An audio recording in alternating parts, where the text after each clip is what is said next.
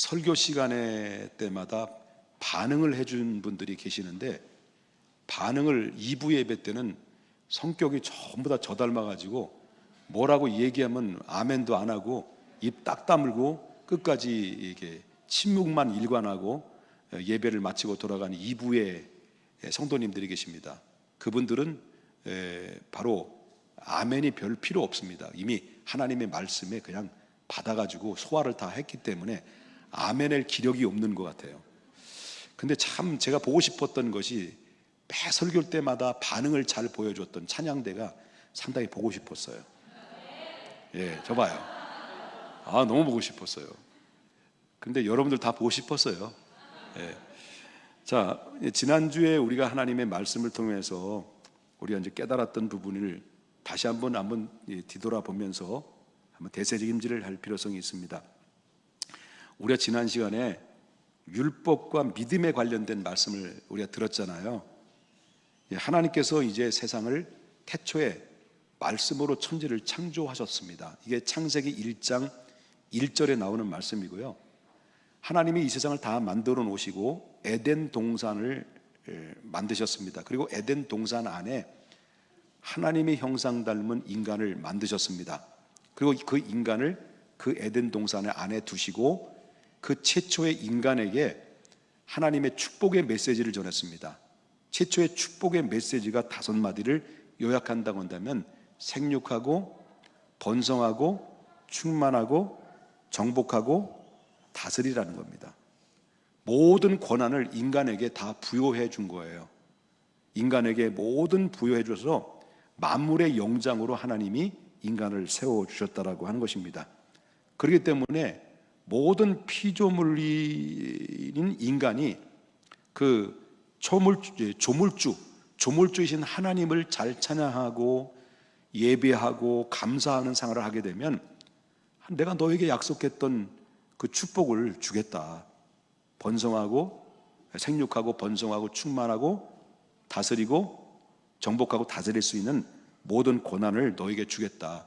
만물의 영장이다 라고 하나님께서 인간의 모든 것들을 가질 수 있는 것은 다 주셨어요. 에덴 동산에 주셨다라고 하는 것입니다. 그런데 문제가 찾아왔어요. 그 문제가 바로 뭐냐면 인간이 하나님을 의지하는 마음을 다 포기해버리고, 그리고 그때부터 모든 인류는 하나님의 금지된 법을 어기고 그냥 죄를 짓고 말았다라고 하는 겁니다. 금지된 법은 더 이상 설명을 하지 않아도 여러분이 잘 알고 계시라고 합니다. 그때부터 무슨 일이 일어났습니까? 하나님의 금지된 법을 어기려고 난 그때부터 인류는 하나님의 형상이 파괴된 거예요. 원래 인간을 만드실 때 하나님의 형상으로 만들었거든요.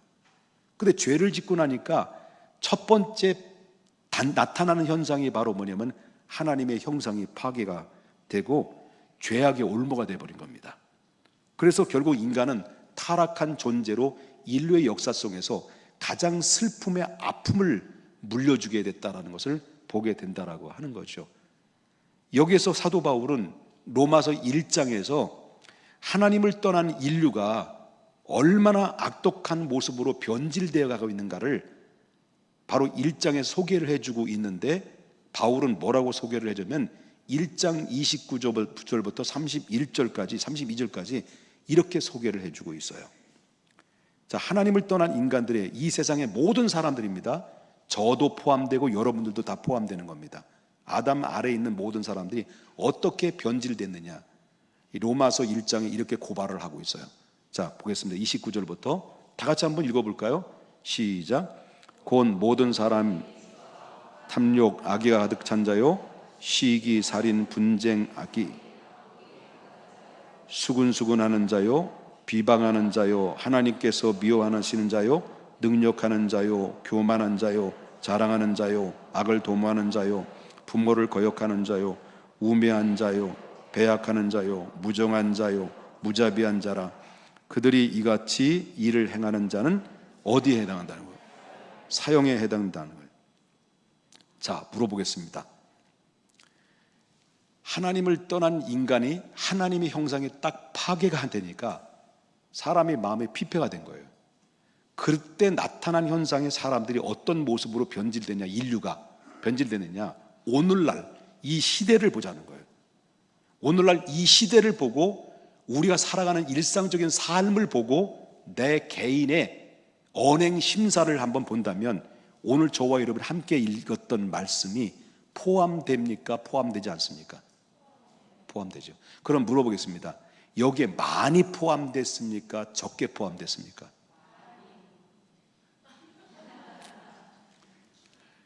여기에 몇 퍼센트에 해당된다고 봅니까? 여기 보면 이거든. 여러분들은 애매하지요? 말하기 심히 부끄럽지요? 저한테 물어보세요. 몇 퍼센트? 부끄러워요. 물어보지 말아요. 여기 보면 이게 바로 인류에 남겨놓은 사람들이 남기고 있는 오늘날 형태의 흔적들이에요. 이게 바로 뭐냐면 하나님을 떠난 인간의 형상이 파괴되니까, 하나님 형상이 파괴되니까 나타나는 이 죄악의 찌꺼기 냄새가 바로 여기서 나오는 현상들이라고 사도 바울은 1장에서 고백을 하고 있다. 이것은 하나님을 떠난 인간들의 반응이라고 하는 거예요.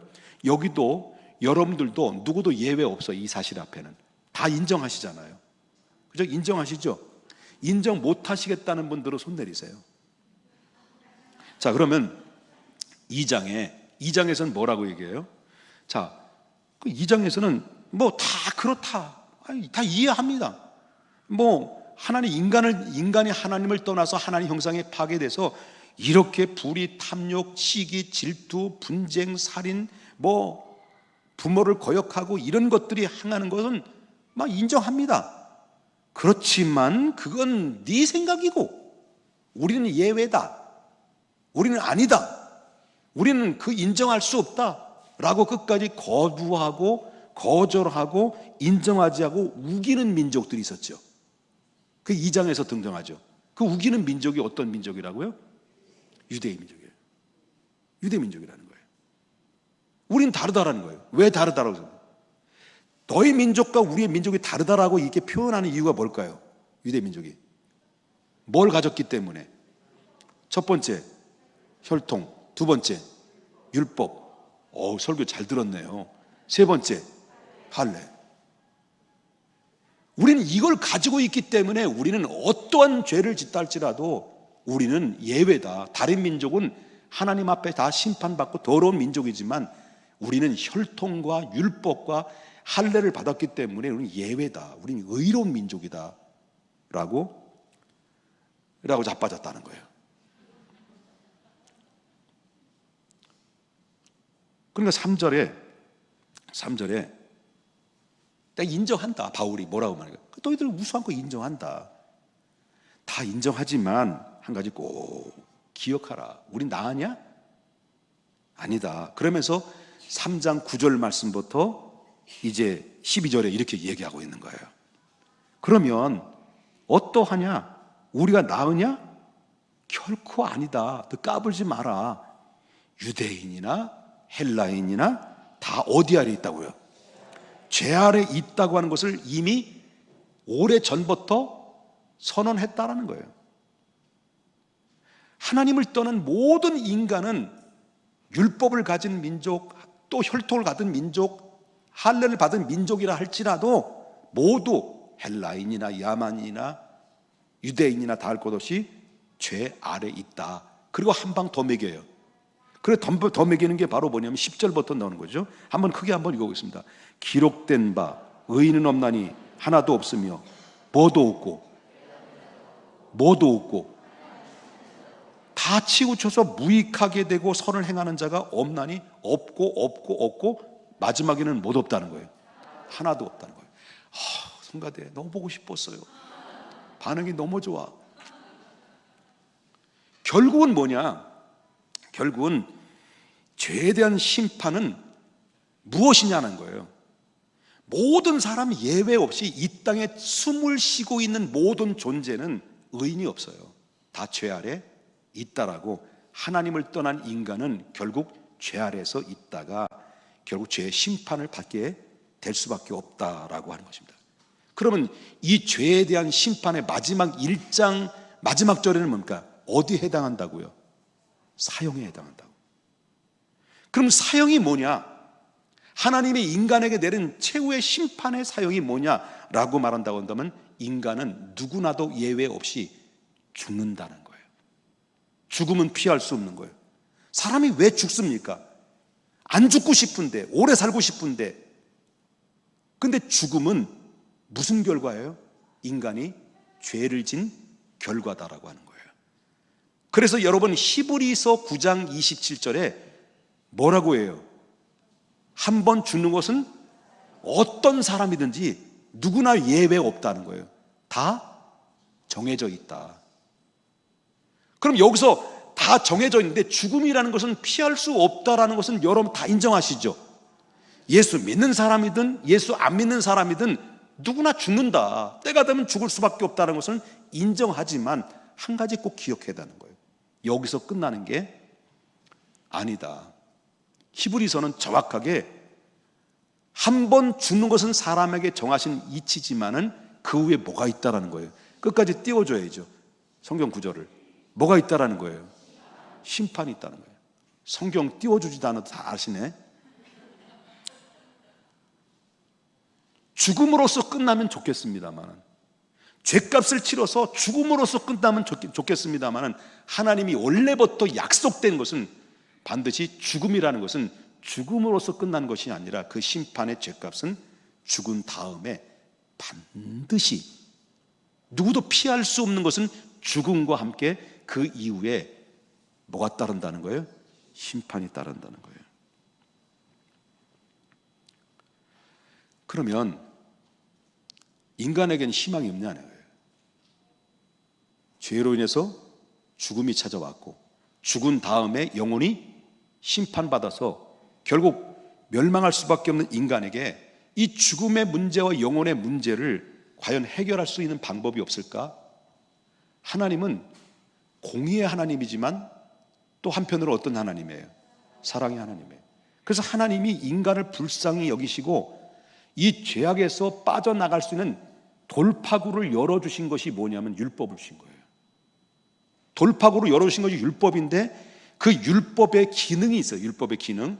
율법에는 하나님 인간에게 돌파구로 주신 그 기능 중에서 율법은 첫 번째 기능이 바로 뭐냐면 우리에게 축복받는 삶이 무엇인가를 알려줘요. 율법을 통해서. 봐라, 율법을 네가 범으로 말미암아, 율법을 지킴으로 말미암아 하나님께서 너에게 주신 축복을 받을 수 있는 길이 여기 있다, 비결이 여기 있다라고 뭘 통해서 알려주셨냐면 율법을 통해서 알려주셨다는 거예요. 그런데 문제는 바로 뭐냐면 인간이, 죄를 진 하나님을 떠난 인간이 율법을 지킬 수 있으면 얼마나 좋겠습니까? 근데 율법을 지킬 수 있는 능력이 없는 거예요. 율법을 주었으나, 축복받을 수 있는 길을, 돌파구를 줬으나, 그러나 인간이 그 율법을 지킬 수 있을 만한 능력이 없게 됐다는 거예요. 그래서 여러분 알다시피 무엇 때문에 율법을 지킬 수 없습니까? 여러분 로마서 3장 23절 상반절에 모든 사람이 어떻게 했기 때문에? 죄를 범했기 때문에 그 죄 때문에 율법을 지키고 싶어도 율법을 못 지키는 거예요. 우린 보세요. 시기하지 말라니까 시기하고, 질투하지 말라니까 질투하고, 율법은 하지 말라는데 자꾸 시기, 질투, 미움, 분쟁, 엠번방, 이런 거 만들어가지고 별짓들 다 하잖아요. 사람을 죽이는, 파리복사람 죽이는 것처럼 쉽게 죽이고요. 이것들이 바로 뭐냐면 율법을 주었으나 율법을 지킬 능력이 없는, 뭐 때문에? 죄 때문에 그런 거예요. 그 인간이 그렇게 그대로 방치해 두면 무한 질주야. 그냥 무한 질주로 그냥 지 멋대로 살아가는 거예요. 그래서 하나님이 율법을 지킬 수 있는 능력이 없기 때문에 그 율법을 통해서 뭘 알려주는 거예요? 죄를 알려주는 거예요. 그래서 율법의 두 번째 기능은 죄를 깨닫게 하는 기능을. 그래서 이 하나님 인간들에게 봐라, 너희 모습들이 얼마나 더럽고 추잡하냐라고 보여준 것이 바로 뭐냐면 율법인데, 율법을 주는 두 번째 기능은요, 죄를 깨닫게 하는 기능이었다는 거예요. 뭐 이해되시는 건지 모르겠습니다. 그래서 3장 20절에 하반절에 보게 됩니까? 율법으로 뭘 깨닫는다는 거예요? 하반절에 죄를 깨달음이니라 했습니다. 그 율법을 주시기 전에는 인간이 어떻다라는 거예요. 율법을 주시기 전에 인간이 어떻다라는 거예요. 로마서 3장 11절에 깨닫는 자도 없고 하나님을 찾는 자도 없었다는 거예요. 그 율법을 주시기 때문에 우리를 찾고 율법을 통해서 우리 죄를 뭘 하게 하는 거예요? 죄를 깨닫는 거예요. 죄를 깨닫고 우리를 완전히 율법을 통해서 탈탈탈 옷을 다 벗겨버리고 빨개 벗겨놓고 내 죄가 이렇다. 이게 바로 율법이에요.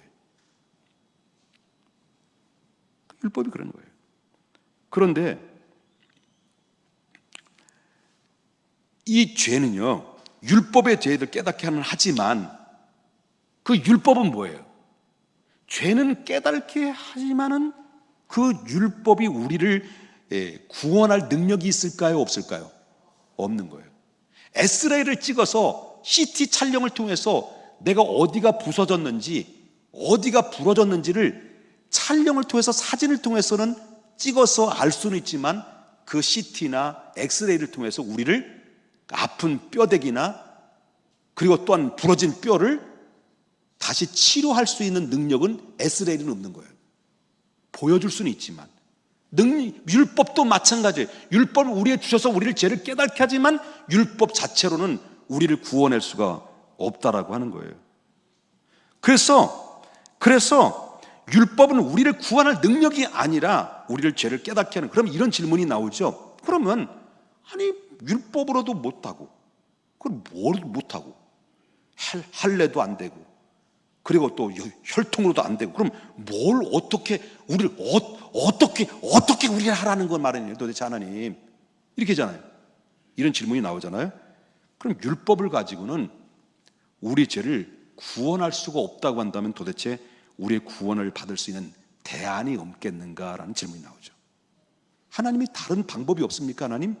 이런 질문이 나오죠. 그때 하나님이 다른 대안을 이미 오래전부터 아담의 죄를 짓자마자 하나님이 바로 여자의 후손으로 올 그를 통해서 계획하셔놓던 히든 카드를 만들었어요. 그게 바로 뭐냐? 자, 로마서 3장 21절 상반절 보겠습니다. 상반절. 율법 외에 뭘 준비해 놓은 것인 거예요 하나님이? 예? 지금까지 율법으로 안 된다고 그랬죠? 그죠? 바로 죄인은 반드시 죽어야 되고 죽은 다음에 뭐가 있다고요? 심판이 있다고 그랬어요. 그 이 모든 것을 돌파구로 주신 것이 율법인데 율법을 지킬 만한 능력이 없어. 왜? 죄 때문에. 그죠? 그리고 죄 때문에 능력이 없기 때문에 죄는 우리를 깨닫게 하지만은 우리는 구원할 능력이 없어. 율법은. 그 율법을 대신해서 대안으로 주신 것이 하나님이 준비해 놓으신 히든 카드가 뭐냐? 그게 바로 뭐냐면 아까도 말했지만 3장 21절의 상반절에 율법 외에 하나님의 의가 어떻다는 거예요? 나타났다는 거예요. 그리고 22절에 보니까 곧 그 하나님의 히든 카드로 준비해 놓으신 하나님 율법 외에 하나님의 의가 나타난데 그 의가 나타난 게 뭐냐라고 그럴 때 22절에 누구예요? 예수 그리스도를 뭐로? 믿음으로 말미암아 믿는 자에게 미치는 하나님의 의라는 거예요. 율법으로도 안 되는 거예요. 인간은 죄로 말미암아 죽어야 돼. 심판받아야 돼. 이 죄에서 돌파구로 주셨는 것이 율법인데 율법은 우리는 지킬 능력이 없어. 왜? 죄 때문에. 그 죄 때문에 지킬 수 있는 능력이 없기 때문에 이 율법은 우리의 죄를 정확하게 진단해주고 우리를 바라보고 내 꼬라지를 좀 봐라 탈탈탈 우리를 벗겨서 털어버려가지고 우리의 수치를 다 보게 하고 우리의 스스로 율법으로 능력으로 행위로는 구원받을 수 있는 가능성이 없다라는 것을 완전히 절망 상태에 우리를 놓여놓고 만들어놓고 하나님이 우리에게 서서히 수면 위에 드러내서 보여주신 게 바로 뭐냐면 아까도 말씀을 드렸습니다마는 율법 이외에 또 다른 하나님의 의가 나타나는데 예수 그리스도를 믿음으로 말미암아 미치는 하나님의 의가 하나님이 준비해서 수면 위에 다 드러났다는 거예요. 자, 지금까지 율법의 행위로 의롭다함을 얻는 사람은 단 한 사람도 없었다고 그랬어요. 21절에 말씀하신 것처럼 그러나 이제는 뭐가 나타났다는 거예요? 율법 외에 하나님의 의가 나타났다는 거, 이 사실을 믿으시면 아멘 하십시다. 그렇다면 그 의가 뭐냐? 그 의가 뭐냐? 율법 외에 하나님 새롭게 나타났던 하나님의 의가 뭐냐 할 때, 그 의는 다시 말한다면 우리가 죄인에서 의인이 될 수 있는 유일한 돌파구는 예수 그리스도를 믿음으로 말미암아, 예수 그리스도를 믿음으로 말미암아 얻게 되는 의예요. 예수 그리스도를 믿는 모든 자에게 주시는 하나님의 의인데, 예수 그리스도를 믿는 모든 자에게 하나님 주시는 의는 어느 날 갑자기 급조한 의가 아니라는 거예요. 급조한 의가 아니에요. 오래전부터 율법을 통해서, 선지자를 통해서 이미 바로 온다, 하나님의 새로운 의가 온다, 하나님의 율법이 아니라 죄악의 심판받아서 영원히 사망의 음침한 골짜기로 갈 수밖에 없는 영혼들을 구원하기 위해서 바로 새로운 의가 온다, 의가 온다. 이미 선지자의 입을 통해서 누가 온다는 거예요? 바로 하나님의 의가 나타났는데, 그 이미 오래전부터 이야기했던 의가 드디어 딱 나타난 분이 누구냐? 예수 그리스도라는 거예요. 그렇다면 예수를, 그분이 오셨는데 그분을 믿음으로 말미암아 의로우면 되는데, 그 믿음이 뭐냐? 그 믿어야 되는데 그 믿음 자체가 뭐냐? 그 믿음으로 말미암아 얻게 되는 하나님의 의가 도대체 뭐냐라는 거예요. 막연하게 우리 믿습니다 해서 믿습니다, 여러분 믿습니까? 믿습니다 막 반응을 보인다고 해서 믿어지는 거냐, 믿는 거냐? 그건 아니라는 거예요. 그것은 뭘 믿어야 되느냐라고 할 때 예수님을 믿어야 되는데, 예수님을 믿긴 믿는데 뭘 믿어야 되느냐?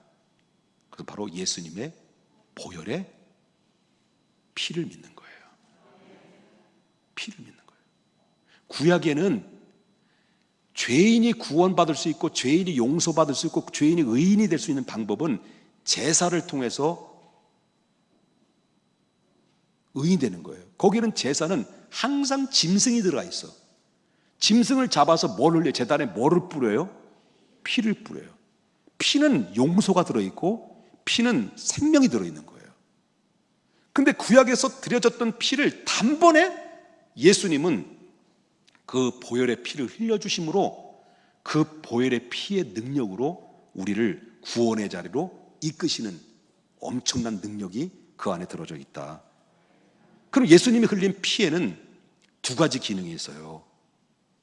두 가지 기능. 그 첫 번째 이 두 가지 기능, 하나의 용어 자체를 말한다면 속량이라는 자체가 있어요. 속량. 자, 피는 속량이 들어있다고 했어요. 자, 보겠습니다. 24절 보겠습니다. 자, 옆에서 좀 깨우세요. 깨우세요. 지금 잘 때가 아닙니다. 눈 감을 때지 잘 때는 아닙니다. 자, 24절. 그리스도 예수 안에 있는 뭐로 말미암아? 속량으로. 바로 우리를 위해서 주님이, 하나님이 나를 죄인의 자리에서, 하나님 여러분들을 죄인의 자리에서 의로운 자리로 옮기시기까지는 예수님을 이 땅에 새로운 의를 준비해서 보내주셨는데, 예수님이 우리를 위해서 중간에서 하신 것이 바로 뭐냐면 두 가지를 했다는 거예요. 이거 없이는 우린 구원받을 수 없었어요. 첫 번째는 속량이고 두 번째는 화목제물이었어요. 이게 바로 이 속량이라는 말이 나오는데, 그럼 그 속량이라는 게 뭐냐? 속량으로 말미암아 우리가 하나님으로부터 의롭다함을 입었는데, 속량이 뭐냐? 그러면 이 말을 쉽게 이해한다면, 그때 당시에, 예수님의 그때 당시에 노예가 많았어요. 노예들이 많았어요. 그 노예가 많았는데, 노예는 시장에 가게 되면 노예가 널려져 있어. 노예들이 놀려졌어요. 거기서 막 입술을 뒤집어 그 이빨의 상태가 뭔지, 좀 미안합니다. 눈 까집어 보고, 이빨 까보고, 그 다음에 또 발바닥 보고, 종아리 보고, 이런 다 이 건강상 떼놓으면서 그 안에 노예 시장을 쫙 펼쳐져 있는데 철조망으로 다 가려졌어요. 그 안에 손에 묶여 있고, 쇠고랑 다 차 있고, 그 가운데 세워져 있어요. 거기 판에, 이 목에는 가격이 붙여져 있어요. 얼마짜리 노예다. 그럼 이 가격에 붙여졌는데 지나가다가 노예가 필요한 사람들이 얼마요? 은 50냥이에요. 너무 비싸. 왜냐면 눈이 하나가 좀 멍청해. 그 30냥 오케이 해서 흥정을 해요. 흥정을 해가지고 결국 바로 만약에 30에 팔렸다면 이 철조망에서 나와서 주인에게 넘겨지는데 노예와 함께 같이 넘겨지는 게 바로 뭐냐면 노예 문서예요. 노예 문서는 항상 끌려다녀요. 그런데 주인이 샀는데 철조망에서 주인이 저와처럼 눈매가 매섭고 조직 냄새가 막 나고 무서운 거야. 그래 안 가겠다고 막 버티고 막 몸부림을 칠 때 그때 어떤 일이 벌어지냐면 채찍을 드는 거예요. 노예 장사꾼들이 채찍을 들어가지고 그래가지고 이 노예의 그 채찍 끄트머리는요 납조각으로 돼 있어요. 한번 후려치면 휙 하면 그냥 휙 하면 그냥 그 몸에 살점이 뚝뚝 떨어져 나가요. 그러면 뭡니까? 완전히 노예는 만신창이가 되는 거예요. 만신창이. 그러면 피투성이가 난자된 것은 여러분 이 모습이 피투성이가 난자된 모습이 죄악으로 우리는 보이진 않지만 영적으로 보면 우리의 모습이에요. 우리의 모습, 죄 때문에 추악, 시기, 질투, 찌꺼기 냄새 나는 인간의 모습들 이게 그렇다는 거예요. 그런데 지나가다가 어떤 손님이 막 피투성이 난자된 이 모습을 바라보면서 안타까운 거예요. 그래서 그 사람에게 말합니다. 이 노예 얼마예요? 은 30이에요. 골라, 잡아, 30, 50 이랬는데 한단 말이에요. 그런데 은 30? 그럼 내가 100을 주겠어. 100. 은 100을 주겠어. 에? 어서 가져가세요. 피투성이가 난자한 이 노예를 정말 양심 바른 사람, 좋은 사람이 나타나서 이 사람을 70을 더 얹어주고 100에 산 거예요. 그러면 노예 입장에서 볼 때는 자기를 사준 노예가, 자기를 사준 주인이 고마워할까요? 성질 부릴까요? 고마웠죠. 제가 여러분들을 보는 것은 반응을 좀 보여달라는 의미예요. 고마워할까요? 성질 부릴까요? 고마워하죠. 얼마나 감사해요. 그런데 더 고마운 거는요, 더 고마운 거는 노예를 자기가 사준 것만으로 감사한데, 그리고 좋은 아저씨를 만난 것도 감사한데, 그 노예 문서를 딱 받고 노예 문서를 그 현장에 찢어버려요. 쫙쫙 찢어버려요. 찢어버리고 난 다음에 이 노예에게 하는 얘기가, 야, 너는 이제부터 자유다. 그러면서 너는 이젠 노예가 아니야. 너는 자유야. 자유라는 선언을 합니다. 그때부터 이 사람은 더 이상 노예가 아니라, 노예 문서 다 찢어버렸으니까 자유의 문서를 줘요. 그러므로 말미암아 새로운 신분을 얻게 되는데 이게 자유인이에요. 이게 바로 뭐냐면 하나님의 의라고 하는 거예요. 이것을 가지고 뭐냐, 누군가 처절한 나를 위해서 대신 값을 지불해주고 나를 그 안에서 건져주고 노예 문서를 찢어져서 자유를 준 것인데, 누군가 줬다는 거예요. 누군가 줬는데 그것을 가지고 뭐냐, 모든 나의 값을 대신 지불해주고 나를 자유케 한 것을 가지고 뭐냐면 송양이다. 그렇게 성경은 말하고 있는 거예요. 이해되셨으면 아멘 합시다. 그럼 우린 지금까지 우리가 배웠던 게 뭐예요? 여러분 3장 9, 자꾸 반복적인 얘기입니다만 죄송합니다. 3장 9절부터 9절을 보게 되면 우리는 어떠하냐? 나으냐? 잘났냐? 그러나 결코 잘난 것이 아니라 유대인이나 헬라인이나 다 제 아래 있다고 우리 이미 선언하느니라. 3장 23절에 뭐라고 해요? 다 같이 한번 읽어보겠습니다. 시작. 모든 사람이 죄를 범했음에 하나님 명을 이르되. 그러니까 이 세상의 모든 사람이 죄인이라는 거예요. 죄인이라는 거예요. 누가 이 죄악의 노예에서 풀어줄 수가 있을까? 누가 우리 죄악의 노예에서 자유를 줄 수 있을까? 우리 힘으로는 안 됩니다. 능으로도 안 됩니다. 우리 율법으로도 안 됩니다. 누군가가 이 값을 지불하시고 우리의 모든 죄값을 지불해 주시고 속량이라는 것을 해 주셔야만이 우리는 그 의로울 수 있고 죄악에서 해방될 수 있는 가능해야 하는 것인데, 그렇다면 우리를 누가 속량해 주겠냐는 거예요. 하나님께서 우리를 속량해 주시려고 은혜를 베풀어 주신 거예요. 그 죄악에 빠진 우리의 인생을 위해서 돈을 지불하신 것이 아닙니다. 노예를 해방시키기 위해서 돈을 지불하신 것이 아니라 하나님께서 예수 그리스도를 돈 대신 십자가에 올려놓으시고 우리를 십자가의 죄값을 피로 대신 지불해 주시고 우리를 속량해 주신 거예요. 여러분요, 속량해 주신 거예요. 그래서 에베소서 1장 7절에 말하기를 뭐랍니까? 우리는 그리스도 안에 그의 은혜의 풍성함을 따라서 뭐로? 그의 피로 말미암아 속량, 그리고 뭡니까? 곧 죄사함을 받았느니라. 할렐루야. 그리고 우리를 구원하시려고 행하셨던 것 또 한 가지, 속량 말고 또 한 가지 있다고 그랬죠. 그게 바로 뭐냐면 화목제물이에요. 25절 보겠습니다. 다시 보겠습니다. 예수를 하나님이 뭐로?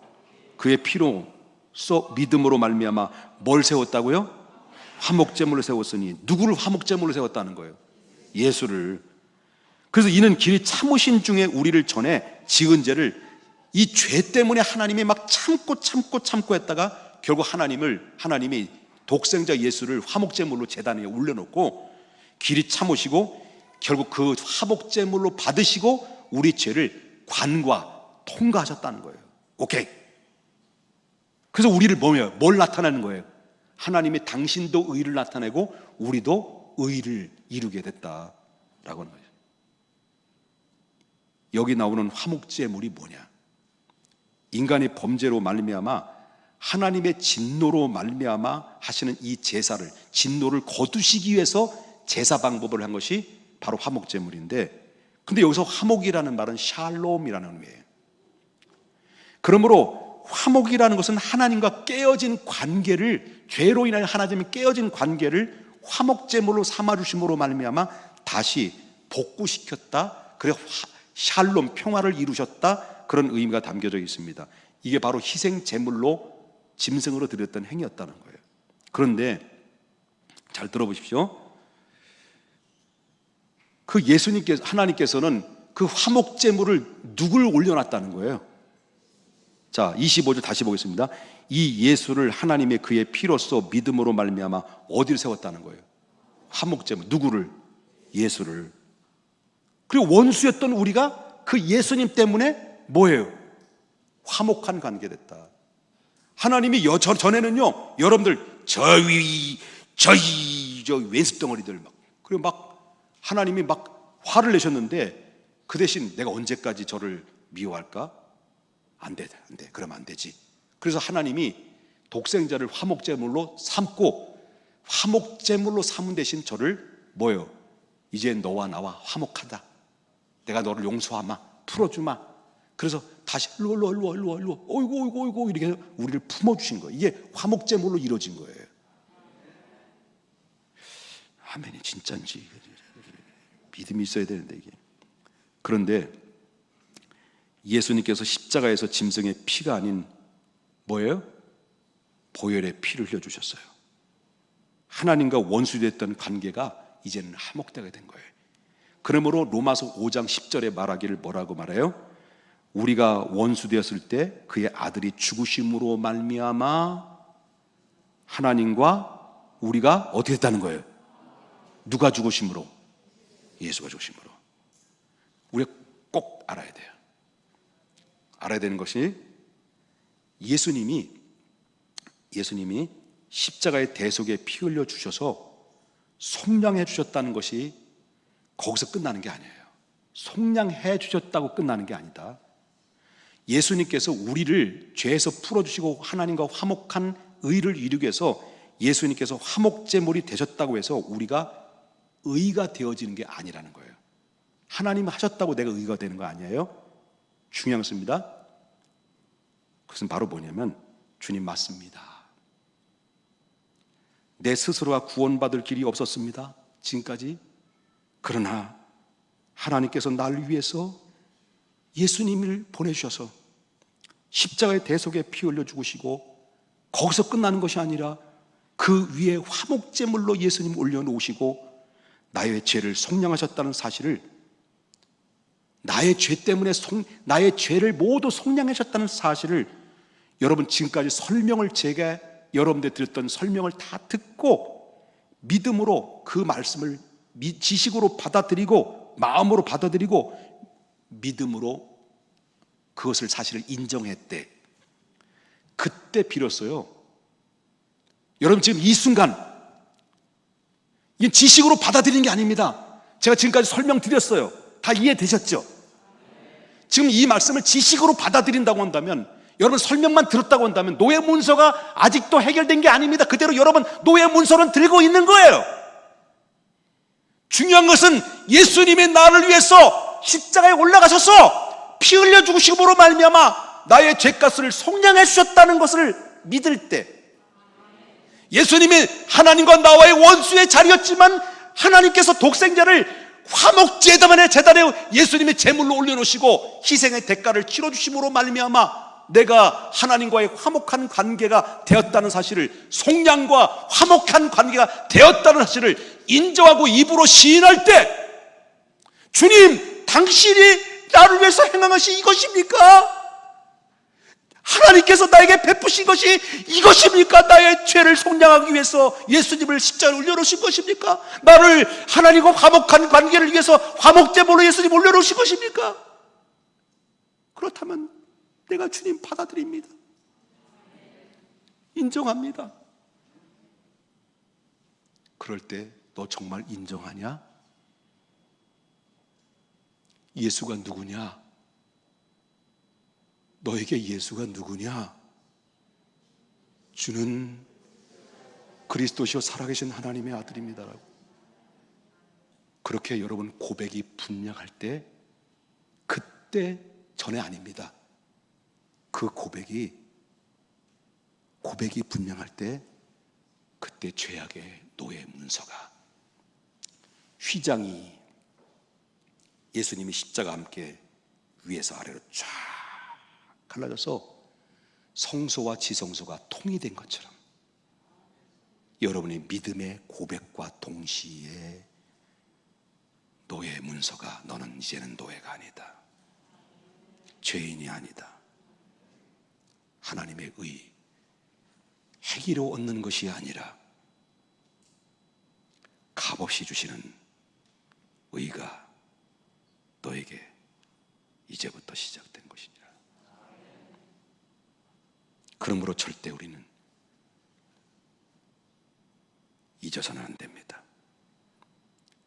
24절, 그러므로 예수 안에 있는 속량으로 말미암아 하나님의 은혜로 값없이 의롭다 하심을 얻은 자가 여러분 될 것이 아니라 이미 되었다는 사실을 믿으셔야 될 줄 믿습니다. 하나님께 영광의 박수 올리십시오.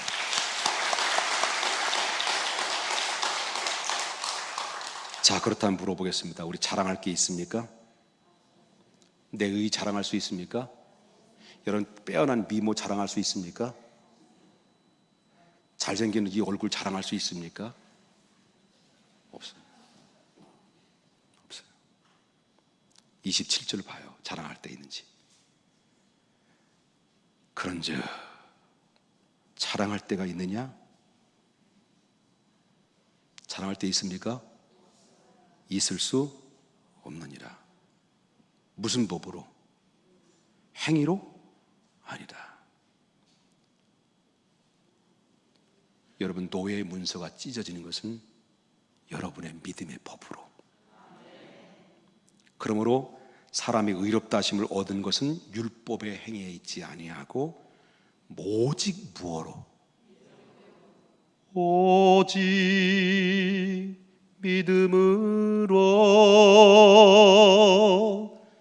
믿음으로 말미암아 살리라. 오직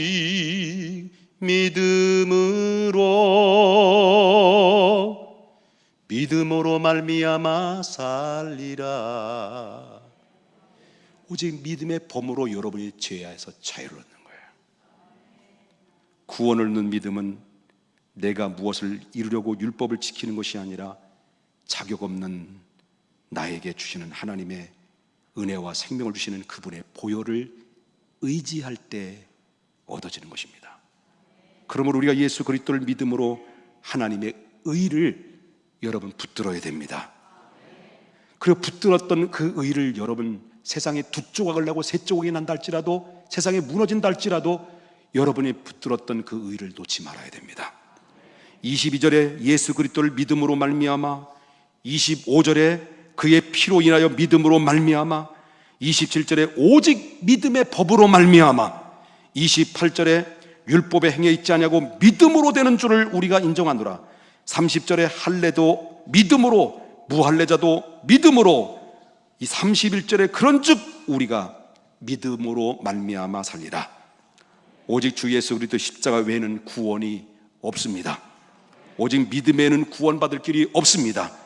오직 믿음은 믿음으로 말미암아 사는 것입니다. 이것이 성경의 말씀이고 이것이 여러분을 향한 하나님의 뜻인 것을 믿으셔야 될 줄 믿습니다.